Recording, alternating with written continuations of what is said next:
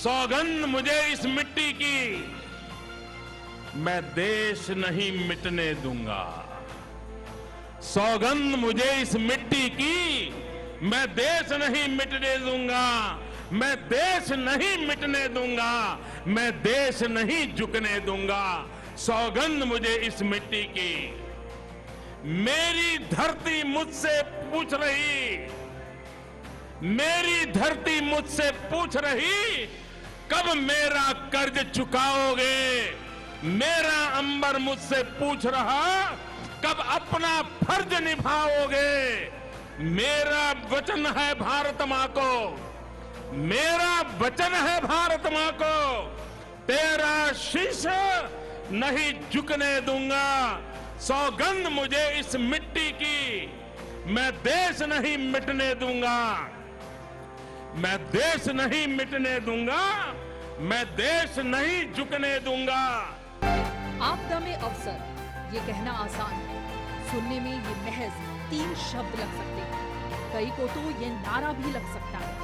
कुछ लोगों को गुलाबी तस्वीर या फिर एक दिवा स्वप्न, मगर युग दृष्टा वही है जो स्वप्न देखे और परिवर्तन का चक्र घुमा उन्हें हकीकत में तब्दील करने का मादा रखता हो।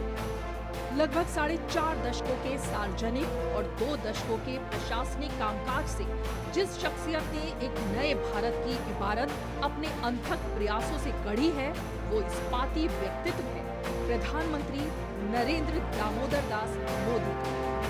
अगर आप 12 घंटे काम करोगे तो मैं 13 घंटे करूंगा। अगर आप 14 घंटे काम करोगे तो मैं 15 घंटे करूंगा। क्यों?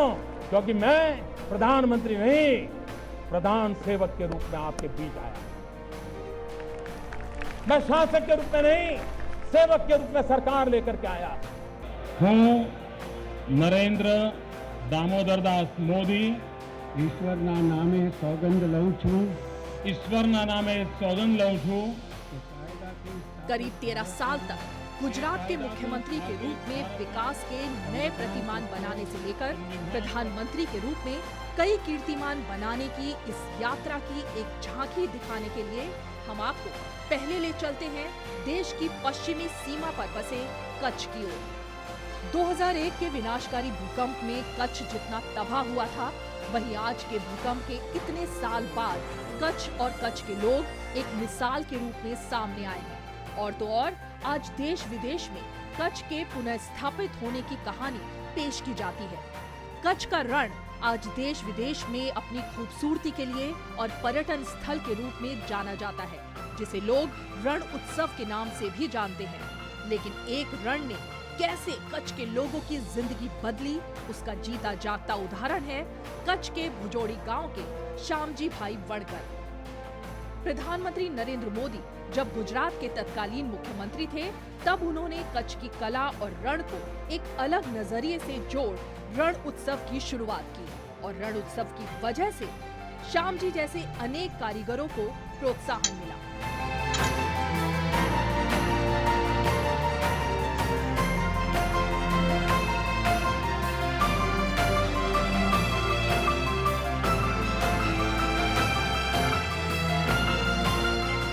हम जो बुनाई का काम है ये काफ़ी पुरखों से करते आ रहे हैं और हर टाइम नया नया चीज़ बनता रहता है। और पुराना तो काम हमारा लोकली यहाँ के लोगों के लिए ही बनाना होता था, लेकिन अभी पिछला 20-25 साल में इस काम में काफ़ी बदलाव भी आया है। और ये बदलाव का जो बदलाव आने का वजह है वो हम सोच रहे हैं कि जब गुजरात में मुख्यमंत्री मोदी जी थे, तब उन्होंने ऐसा एक सोच बनाया कि जो रण उत्सव है वो यहाँ पे कैसे किया जाए। और पूरा रण उत्सव की वजह से एक पूरा कच्छ का एक पहचान बना पूरा भारत में और पूरी दुनिया में। और रण उत्सव की वजह से पूरी दुनिया और पूरा भारत के लोग यहाँ पे आए। ये मस्ती भरी रंग बिरंगी तस्वीरें, ढोलक मंजीरों की तान, राग अलाव जो आप सब देख रहे हैं, वो देश में बदलाव की सबसे बड़ी कहानी है। आपदा में अवसर तलाशने का सबसे बड़ा सबूत भी है।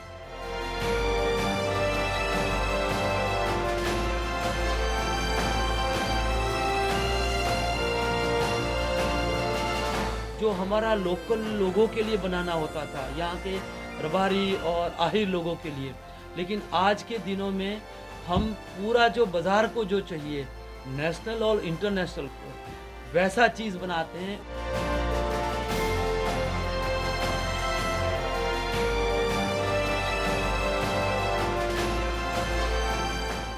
भारत की आकांक्षाओं के सूर्य को प्रखरता से चमकने के लिए, संभावनाओं का अनंत आकाश तैयार करने के लिए जरूरत थी एक बड़े परिवर्तन की। उस परिवर्तन को साकार करने के लिए चाहिए था एक ऐसा प्रवर्तक जो कड़े और बड़े फैसले लेने का जोखिम उठा सके। तमाम चुनौतियों और विपरीत हालात के बाद भी जिस तरह से गांव, गरीब, दलित महिला से लेकर प्रशासनिक और सामरिक क्षेत्र में फैसले लिए, उनसे पूरी तस्वीर अब बदल गई है। हमारी सरकार ने शुरू से ही रिफॉर्म, परफॉर्म एंड ट्रांसफॉर्म इस मंत्र को लेकर के हमने काम किया। रेड टेपिज्म कम करना और रेड कारपेट बिछाना, यही हमारा प्रयास है। ऐसे समय पर जब भारत अपनी स्वाधीनता के 75 वर्ष पूरे करने जा रहा है, उस समय रिफॉर्मर मोदी ने नए भारत की एक ऐसी तस्वीर उकेरनी शुरू कर दी है जो महात्मा गांधी के स्वराज्य, पंडित दीनदयाल उपाध्याय के अंत्योदय और सरदार पटेल और सुभाष चंद्र बोस के सपनों के सशक्त और समर्थ भारत का आकार ले रही है। एक ऐसा नया भारत जिसमें चूल्हे के धुएं से मां की आंखों में आंसू न आए, महिलाओं को समानता का अधिकार हो, ऐसा भारत जिसमें युवाओं की प्रतिभा का सम्मान हो, ऐसा मुल्क जो आत्मनिर्भर हो और दुनिया को वसुधैव कुटुंबकम की भावना के साथ आलिंगन करे, लेकिन बुरी नजर वाले दुश्मनों की आंखों में आंखें डालकर उसे करारा सबक सिखा सके। जय जवान जय किसान जब सिर्फ एक उद्घोष न हो बल्कि यथार्थ रूप में परिणित हो।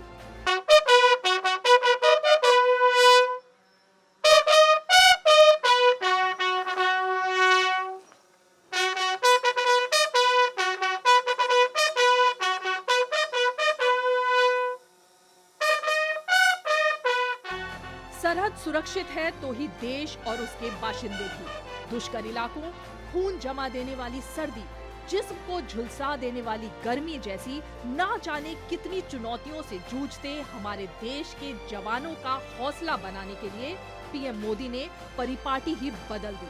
हर साल दिवाली और होली जैसे त्योहार मनाने, उनके बीच जाकर ये एहसास कराया कि पूरा देश उनके साथ है। वन रैंक वन पेंशन जैसा पुराना मसला भी हल किया और सैनिकों के कल्याण और सुरक्षा से जुड़े सभी फैसले तुरंत लिए।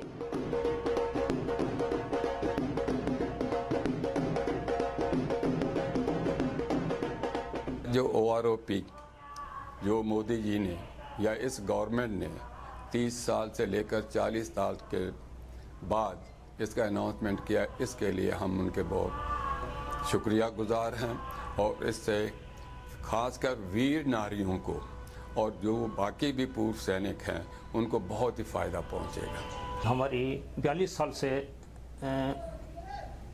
चल रही मांग जो है वो मान ली गई है। हम इसमें सभी फौजी, एक्स सर्विसमैन, हमारी विधवाएं खुश हैं। जो डिसीजन प्रधानमंत्री जी ने लिया, ये इसका बेनिफिट बहुत होगा सिपाही लोगों को, हमारे जैसे वीर नारियों को इसका बेनिफिट बहुत होगा। ये बहुत अच्छा किया है। कई सालों से औरतें जो कम पेंशन ले रही थी, तो इसका फ़ायदा सबको ज़्यादा होगा और इसका हम बहुत खुश हैं। बहुत शुक्रिया, धन्यवाद करते हैं प्रधानमंत्री जी का, जिन्होंने जो वायदा किया था वो पूरा किया। जो गवर्नमेंट ने हमारी काफ़ी दिन से डिमांड चल रही थी उसको पूरा किया है। इससे हमें बहुत खुशी है कि इसके लिए हमें बहुत ही ज़्यादा खुशी हुई है कि हमारी एक बहुत पुरानी मांग थी, तो इस मौजूदा सरकार ने उसको मान लिया है। तो इससे हमें काफ़ी बेनिफिट होगा और ख़ासकर जो हमारे छोटे रैंक्स हैं, सिपाही से लेकर सूबेदार तक, उनको तो बहुत ज़्यादा मतलब फ़र्क रह गया था, तो उनका फ़र्क जो है पूरा हो जाएगा। हम गवर्नमेंट के शुक्रगुजार हैं, उन्होंने एटलीस्ट कोई फैसला लिया और एक भरोसा कायम किया एक्स सर्विसमैन के बीच कि जो कुछ पॉइंट इनके रहते हैं वो in due course of time वो भी हल हो जाएंगे। अभी बड़ी खुशी की बात है कि जब प्रधानमंत्री मोदी जी ने इसके बारे में सोच विचार किया और हमें विश्वास था कि जो अवश्य करेंगे, और उसके लिए हमें बहुत दिल में ख्वाहिश थी, और जिसका रिजल्ट ये मिला कि आज वो सपना हमारा जो है वो पूरा हुआ।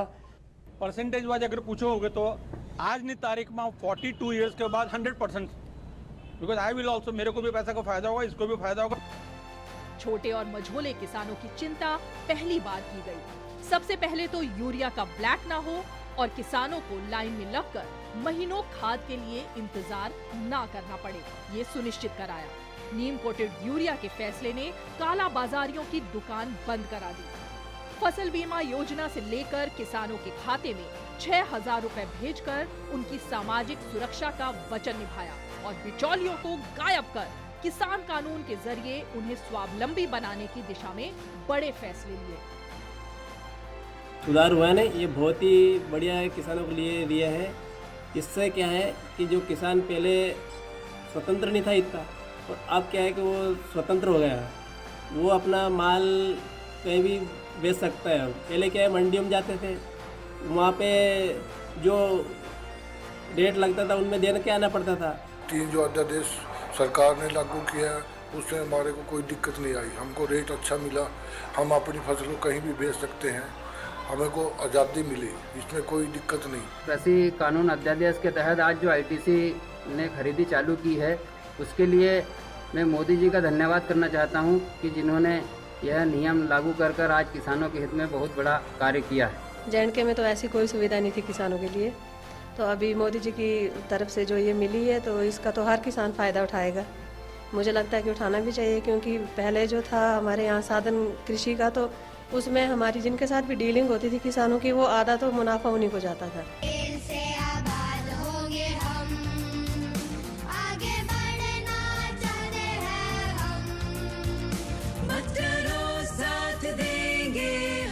देश में खेलो इंडिया जैसी प्रतिस्पर्धा शुरू करा दुनिया में भारत की युवा शक्ति को एक नई कक्षा में प्रक्षेपित करने का प्रयास किया गया। नतीजे एशियाड से लेकर ओलंपिक तक दिख रहे। अंतर्राष्ट्रीय प्रतिस्पर्धाओं में भाग लेने वाले खिलाड़ियों की हौसला अफजाई के लिए उनके साथ पीएम उनके कोच और अभिभावक की तरह खड़े हो गए। सफलता हो या असफलता, लेकिन खिलाड़ियों का हौसला बढ़ाने से लेकर उन्हें ऐसी खातिरदारी और सम्मान दिया कि वो एक नई ऊर्जा और स्फूर्ति से भर उठे। अपने हाथ से खाना खिलाने से लेकर उनकी एक एक रुचि का ध्यान रख पीएम ने इस युवा शक्ति में ऐसी ऊर्जा संचारित की है जिसका असर खिलाड़ियों की बॉडी लैंग्वेज से लेकर उनके लक्ष्यों की नई ऊंचाई तक में दिखने लगा है। अटल जी जब पहले पार्टी का भी काम करते थे तो उनका जाना आना रहता था, तो कई परिवारों में खाना भी होता था, तो किसी परिवार में भोजन के लिए तो बाद में मीडिया वाले पहुंच गए। अब जब भोजन किया तो उन्होंने बताया कि गुलाब जामुन बहुत अच्छे थे, तो मीडिया वालों को उन्होंने बता दिया कि गुलाब जामुन बहुत पसंद है। अब वो खबर छप गई पूरे देश में, तो अटल जी जहाँ जाते थे वहाँ सब जगह पे गुलाब जामुन। वो बड़े तंग आ गए, उन्होंने कहा यार एक सर्कुलर निकालो कि अटल जी आएंगे तो गुलाब जामुन बंद दो, कुछ और भी खिलाओ। हरियाणा का चूरमा होता है वो बिल्कुल डिफरेंट होता है। हाँ, खैर हरियाणा का अलग है, राजस्थान का भी अलग है, दोनों का अलग अलग रहता है। और तुम्हें तो माँ का चूरमा खाने की आदत है ना। इस बार आप लोगों ने, और इसमें तो काफी कोऑर्डिनेशन करना पड़ता है। क्या रहा आपके मन में? ताकि अपने बेस्ट परफॉर्मेंस करें, और इस बार काफ़ी उम्मीद थी हमारी छोटी कंट्री में, जैसे हम वो फाइनल में दिखाया और हम मेल को मिस गए थे, लेकिन वो हो नहीं पाया। इसको गलती मत कहो भाई। सिर्फ थोड़ी बहुत क्योंकि आप अपने आप में एक बहुत बड़ा काम किया है, और आप तो अमर अकबर एंथनी है। सभी लोगों को मिलाया आपने। बरेली की यास्मीन जहां हो या निदा खान, अब उन्हें 3 तलाक जैसी अमानवीय और मध्ययुगीन जकड़न से मुक्ति मिली है। तमाम रूढ़ियों से टकराते हुए प्रधानमंत्री मोदी ने मुस्लिम महिलाओं को समाज की सबसे बड़ी बुराई से निजात दिलाई। एक ऐसी कुप्रथा जो महिलाओं की चेतना पर हमेशा असुरक्षा और निम्न होने का एहसास कराती थी, उसे जमींदोज कर दिया। परिस्थितियाँ बहुत ख़राब थी, लेकिन 3 तलाक का जब ये बिल आया तो हम लोग में खुशी की लहर दौड़ गई, क्योंकि 3 तलाक से हमारे और मेरे दोनों बच्चों की भी लाइफ ख़राब थी। मेरे 2 बेटे हैं और अब मैं दूसरी महिलाओं का भी साथ देती हूँ। दूसरी महिलाएं बहुत सारी 3 तलाक महिला, उनको साथ जोड़ती हूँ, उनका सपोर्ट करती हूँ, क्योंकि मेरी सपोर्ट करने वाला कोई नहीं था। सबसे बड़ी बुराई से जब ये महिलाएं पीड़ित हुईं तो कोई साथ नहीं खड़ा था, लेकिन एक कानून ने इनका जीवन बदला। असुरक्षा, अपमान और भय में जी रही यास्मीन को सम्मान की गारंटी मिली। कानून आता है 3 तलाक के ऊपर, उसके बाद ऐसी बहुत सारी महिलाएं हैं जिनका घर बच गया उस कानून के कारण। पीएम मोदी ने एक ऐसी अमिट लकीर अपने पुरुषार्थ की खींची है जिससे तमाम जन आकांक्षाओं को ठोस धरातल मिला है और देश को नया इतिहास लिखने का सामर्थ्य। अच्छे पड़ोसी का धर्म निभाते हुए मोदी अगर पाकिस्तान में तत्कालीन प्रधानमंत्री नवाज शरीफ की बेटी की शादी में तमाम रवायतों और प्रोटोकॉल तोड़कर इस्लामाबाद पहुंच जाते हैं, लेकिन जब पाकिस्तान उरी और पुलवामा जैसा अधर्म करता है तो राष्ट्र धर्म निभाते हुए पाकिस्तान पर सर्जिकल स्ट्राइक और बालाकोट के जरिए मुंह तोड़ जवाब देने में भी जरा संकोच नहीं करते। चाहे देश के भीतर हो या फिर सीमा के उस पार, आतंक और हिंसा फैलाने वाली फैक्ट्री जहां भी होगी, इस चौकीदार के निशाने पर है।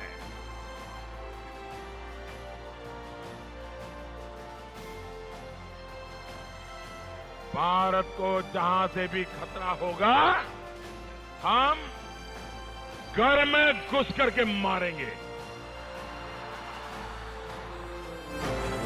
जम्मू कश्मीर को लेकर जो फैसला पिछली सदी से रुका हुआ था, उसे बेहद संवेदनशील लेकिन ठोस कार्य योजना के साथ मोदी सरकार ही अंजाम दे सकती थी। एक देश और एक संविधान की बीजेपी की प्रतिबद्धता को प्रधानमंत्री मोदी ने अनुच्छेद 370 और 35A हटाकर चरितार्थ कर दिया। आज भारत के मस्तक का मुकुट जम्मू कश्मीर अपनी पूरी गरिमा से जगमगा रहा है और विकास और अखंडता की नई परिभाषा लिखी जा रही है। तब हम तिरंगे को या फ्लैग को जब हम देखते हैं तो बहुत ही अलग सी वो जो फीलिंग होती है वो बहुत ही ज़्यादा अलग होती है। इससे देखकर हमें एक अलग ही जज्बा आता है। 370 टूटने से अटल पेंशन योजना जो बुजुर्गों के लिए थी उनको वो मिली, साथ में गोल्डन कार्ड जो भी कोई बीमार होता था बेचारा, कोई कुछ होता था, पहले उसको कोई पूछता नहीं था। आज 5 लाख तक उसको मेडिकल फैसिलिटी मिल जाती है। आर्थिक सुधारों के लिहाज से कई क्रांतिकारी फैसले लिए गए। एक देश और एक कानून की तरह सबसे बड़ा आर्थिक सुधार जीएसटी यानी वस्तु सेवा कर का कानून लाना था। कल्पना करिए कि यदि जीएसटी अमल में ना आया होता तो कोरोना के दौरान राजस्व का क्या हाल होता। पूर्ववर्ती सरकारों ने भी जीएसटी लाने के लिए सारे घोड़े छोड़ दिए, लेकिन जीएसटी के घोड़े घुड़सवारी कर उसकी लगाम मोदी सरकार ने ही थामी। ये जीएसटी भी एक लंबी विचार प्रक्रिया का परिणाम है। सभी राज्य समान रूप से केंद्र सरकार उसी की बराबरी में और सालों तक चर्चा की। संसद में इसके पूर्व के भी सांसदों ने, उसके पूर्व के सांसदों ने लगातार इस पर बहस की। एक प्रकार से best brains of the country उन्होंने लगातार इस काम को किया है और उसी का परिणाम है कि आज ये जीएसटी को हम साकार रूप में देख सकते हैं। न्यायिक सुधार की दिशा में भी गति बढ़ी, मगर जो कानून अप्रासंगिक थे उनकी सफाई का काम भी प्रधानमंत्री ने तेजी से किया। बेसिर पैर के अजीबोगरीब कानूनों को रद्द करने का काम भी प्रधानमंत्री ने किया। मतलब जहां चाहा वहां रहा, और एक ऐसा शख्स जो देशवासियों के जीवन से जुड़े हर पहलू, चाहे वो प्रशासनिक सुधार हो या सामाजिक सरोकार के बारे में सजग हो और उन्हें पूरा करने का दम खम रखता हो तो निश्चित ही जनता के दिलो दिमाग में अमिट छाप छोड़ ही जाता है। पूर्व प्रधानमंत्री और बीजेपी के संस्थापक अध्यक्ष अटल बिहारी वाजपेयी की ये पंक्तियां जैसे प्रधानमंत्री मोदी का सूत्र वाक्य है। शुद्ध हृदय की ज्वाला से विश्वास दीप निष्कंप जलाकर कोटि कोटि पग बढ़े जा रहे तिल तिल जीवन गला गला कर। जब तक ध्येय न पूरा होगा तब तक पग की गति न रुकेगी। आज कहे चाहे कुछ दुनिया, कल को बिना झुके न रहेगी। यही है एक जन नायक का जीवन दर्शन।